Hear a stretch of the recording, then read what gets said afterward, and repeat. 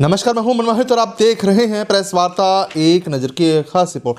केंद्र सरकार की तरफ से 1 फरवरी को बजट पेश किया गया। अब इस बजट में क्या कुछ खास है, युवाओं को कितना बेनिफिट होगा, किसानों को कितना बेनिफिट होगा या फिर किसी भी वर्ग के लिए कितना हितकारी होगा, इसको लेकर तमाम चर्चा करेंगे। अध्यक्ष जी हमारे साथ हैं। सर, क्या कुछ कहना चाहेंगे? बजट पे चर्चा की जाए तो बजट किस तरह से हितकारी साबित होगा?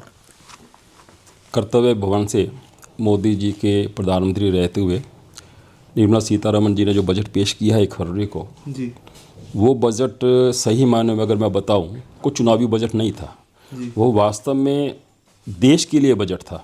जी, देश के लिए बजट इसलिए कहूँगा, मोदी जी ने एक रखा है कि 2047 तक विकसित भारत का एक मिशन रखा हुआ है। ये बजट उस मिशन को लेकर के है। उस मिशन की दृष्टि से अगर हम देखते हैं तो इस बजट के अंदर सबसे बड़ा जो प्रावधान किया गया है वो एक बेसिक इंफ्रास्ट्रक्चर को मजबूत करने का है।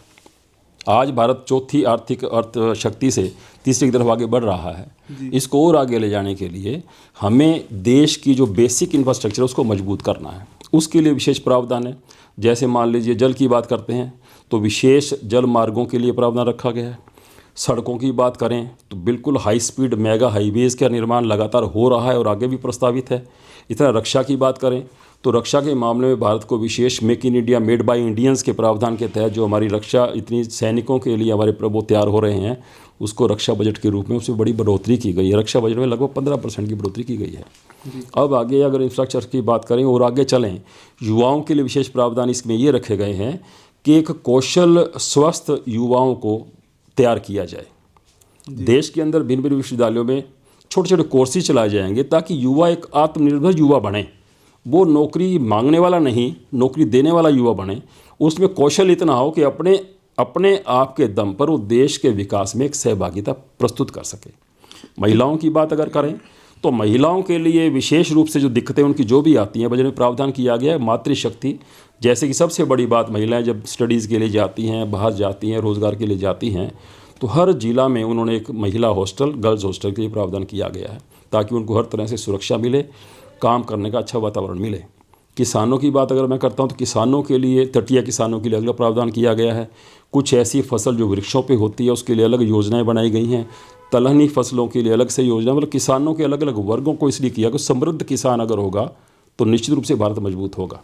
जितेंद्र जी, किसानों की आपने बात की तो किसानों की अगर बात करें तो क्या फिर ये बजट किसानों के लिए सोने पे सुखा के क्या उनकी इनकम को दोगुना कर पाएगा, जो कि पहले संकल्प लिया गया था? निश्चित रूप से जब मोदी जी ने 2014 में शासन लिया था तो उनका ये निश्चय था किसान का जो खर्चा होता है उससे दोगुना उसको लाभ दिया जाए।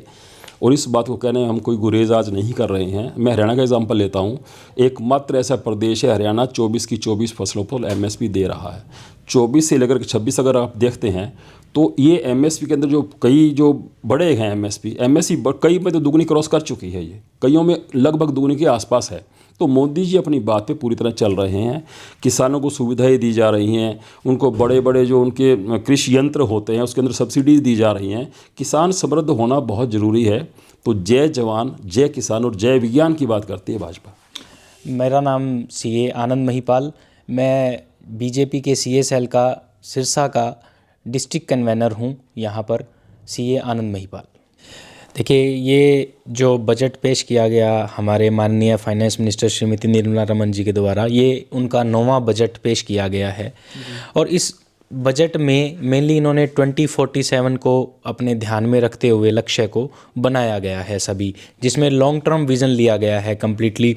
इसमें हम कह सकते हैं कि इस बजट के जो मूल उद्देश्य हैं, तेज और टिकाऊ आर्थिक व्यवस्था, सारी की सारी लोगों की जितनी भी आकांक्षाएं हैं उनको सबको पूरी करना, सक्षम करना, सबका साथ सबका विकास, इसकी बेसिक थीम ये रही है। इसमें हम कहें तो आज तक, जैसे कि अभी सर ने बताया, इंफ्रास्ट्रक्चर पे आज तक का सबसे बड़ा बजट दिया गया है, जिसमें 12.2 लाख करोड़ रुपए जो हैं अलग से रखे गए हैं इंफ्रास्ट्रक्चर डेवलपमेंट के लिए। आप कोई देश ले लीजिए या अपना घर ले लीजिए, हम अपने घर में उतने ही सुरक्षित हैं जितना हमारा उसका बुनियादी ढांचा स्ट्रॉन्ग होगा। तो यही सेम बात हमारे देश के लिए भी है। हमारा बुनियादी ढांचा जितना स्ट्रॉन्ग होगा, हम लोग उतने सुरक्षित और उतने विकसित होंगे। तो इस बात को ध्यान में रखते हुए आज तक का सबसे बड़ा बजट जो है इन्होंने इस पे ईयरमार्क किया है इंफ्रास्ट्रक्चर के ऊपर। इसी के साथ ऊर्जा और पर्यावरण पे भी बहुत ध्यान दिया गया है कि ऊर्जा जो हम लोग चाहते हैं कि एक सेल्फ रिलायंट हो जाएं ऊर्जा के क्षेत्र में, जिससे कि हम इंपोर्ट के ऊपर हमारी निर्भरता कम से कम हो सके, उसमें बहुत ध्यान रखा गया है। सोलर को भी बढ़ावा दिया गया है और बायोगैस, बायोफील्ड में बहुत ज़्यादा जो हम कह सकते हैं ई एनर्जी पे फोकस किया गया है, इलेक्ट्रिक व्हीकल्स पे भी। इकोनॉमिक, सिटी की इकोनॉमिक ग्रोथ के लिए हर सिटी के लिए एक सिस्टम दिया गया है बैंकिंग, फाइनेंस में। और दूसरा सबसे बड़ा बात औद्योगिकरण पे, एमएसएमई में क्या 7 लाख करोड़ का बजट दिया गया है, जो कि पहले से ज़्यादा किया है। इसमें एक इंफ्रास्ट्रक्चर ग्रोथ फंड बनाया जाएगा एमएसएमई के लिए, उसकी उत्थान के लिए। ये पहले नहीं था, इसको अब डेवलप किया जा रहा है, इस बजट में बताया गया है। इससे हमारा देश जो है औद्योगिकरण में भी बहुत आगे जाएगा।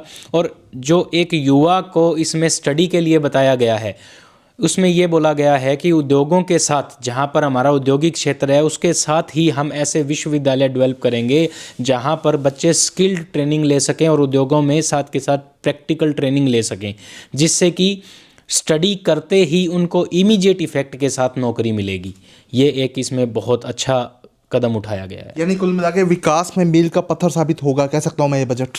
बिल्कुल, आप इसको बहुत आराम से ये कह सकते हैं कि ये विकास में जो है हमारा मील का पत्थर साबित होगा। इसके अंदर देखिए रोजगार और उद्योग, जैसे कि आपको बताया, किसान, महिला, युवा, गरीब, सब पर फोकस किया गया है। टैक्स को आसान किया गया है, सरलीकरण किया गया है। हमारा इनकम टैक्स एक्ट 1961 का बना हुआ है, जिसमें आज तक कोई बहुत ज़्यादा अमेंडमेंट्स नहीं आई। उसको पूरा रिफाइन करके 1 अप्रैल 2026 से हमारा नया इनकम टैक्स एक्ट 2025 लागू हो जाएगा, जिसमें जो टैक्स की कॉम्प्लेक्सिटीज़ थी उनको इतना सरलीकरण किया गया है कि एक आम आदमी को, हम चार्टर्ड अकाउंटेंट्स की उसको ज़रूरत नहीं पड़ेगी। वो खुद अगर अपनी रिटर्न फाइल करना चाहे तो बहुत आराम से कर सकता है। शहरों का और गांव का दोनों का विकास पैरेलल किया जा रहा है इसमें। ऐसा नहीं है कि हम रूरल को पीछे छोड़ते जा रहे हैं और शहरों की तरफ भागते जा रहे हैं। जितना फोकस अर्बन एरियाज़ में किया गया है उतना ही फोकस रूरल एरियाज़ में किया गया है। एआई, ग्रीन एनर्जी, सब पे बिल्कुल बराबर ध्यान दिया गया है, ताकि एक साथ सबका विकास हो। मतलब ओवरऑल सोने पे सुहागा है ये बजट, मैं कह सकता हूँ। बिल्कुल कह सकते हैं जी हम ये बजट जो है, आप इसको जैसे बताया मैंने स्टार्टिंग में ही, कि एक लॉन्ग टर्म विज़न के साथ बनाया गया है। हम ये नहीं कह सकते कि कल ही, परसों ही, 2-4 दिन में इसका कोई इफेक्ट आएगा। हम अपने जीवन में ही और हमारे आगे आने वाली पीढ़ी इस बजट से बहुत लाभ उठाएगी।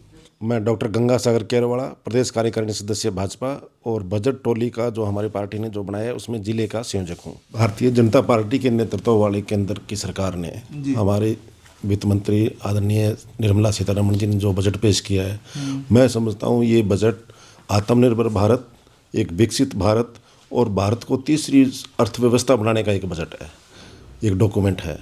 इसमें समाज के हर वर्ग को छुआ गया है। और ये बजट जो है, इसमें अब जब आप देखेंगे कि जैसे लोकल हमारे गंभीर बीमारियों में जो दवाइयाँ लगती हैं वो सस्ती की गई हैं, कितनी बड़ी राहत है एक आम आदमी के लिए। तो इस तरह से ये बजट विकसित भारत जो 2047 में हमारे नरेंद्र मोदी जी ने जो सपना देखा है उसकी ओर एक बढ़ता हुआ कदम है। मतलब सपना पूरा करने की दिशा में एक बड़ा कदम मैं मान के चलूँ कि ये बजट साबित होगा। बिल्कुल साबित होगा जी। और ये आत्मनिर्भर भारत बनाने का और विकसित भारत बनाने का एक डॉक्यूमेंट है और आज तक का सबसे सुंदर बढ़िया बजट हम कह सकते हैं इसको। अध्यक्ष जी, इतना शानदार बजट है लेकिन फिर विपक्ष इस पर तंज क्यों कसता है? वो क्यों कहता है कि हरियाणा के लिए कुछ नहीं दिया गया इस बजट में? देखिए, विपक्ष के पास कहने के लिए मुद्दा तो कोई है नहीं। जहाँ तक ये कल ही बजट जारी हुआ है, स्टेट वाइज किस राज्य को क्या मिला है, निश्चित रूप से डिटेल्ड जानकारी पूरी आ जाएगी। ये बजट पूरे देश को टच कर रहा है, पूरे देश के विकास की बात कर रहा है, क्योंकि भाजपा की एक सोच है हमेशा से, किसी क्षेत्र विशेष के लिए कोई काम भाजपा नहीं करती है।